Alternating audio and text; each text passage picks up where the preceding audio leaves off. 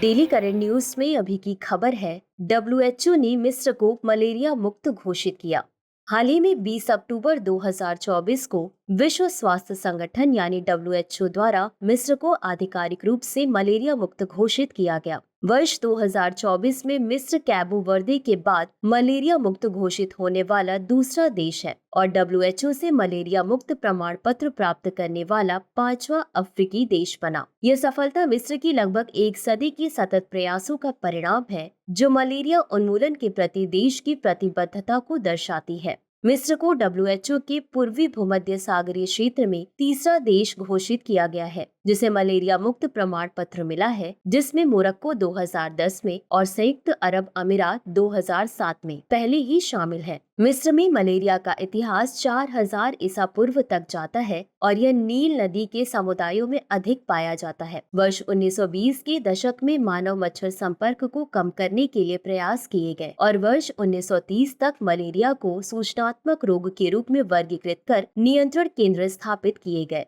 द्वितीय विश्व युद्ध के दौरान मिस्र में मलेरिया के मामलों में वृद्धि हुई, लेकिन सरकार ने उपचार केंद्रों की स्थापना और स्वास्थ्य कर्मचारियों की भर्ती के माध्यम से इस प्रकोप को नियंत्रित किया। बता दें कि डब्ल्यूएचओ का मानना है कि मिस्र की यह सफलता नाइजीरिया जैसे देशों के लिए एक प्रेरणा स्रोत हो सकती है, जो मलेरिया का सबसे बड़ा दंश झेल रहा है। चलिए अब जानते हैं मलेरिया के बारे में। मलेरिया एक गंभीर मच्छर जनित बीमारी है जो प्लाज्मोडियम परजीवी के कारण होती है। यह संक्रमित मादा एनोफिलीज मच्छर के काटने से फैलती है और उष्णकटिबंधीय और उपोष्ण कटिबंधीय क्षेत्रों में हर साल लाखों लोगों को प्रभावित करती है। मलेरिया के 4 प्रमुख प्रकार हैं। प्लाज्मोडियम फाल्सिपेरम सबसे खतरनाक प्रकार, अधिकांश मौतों का कारण।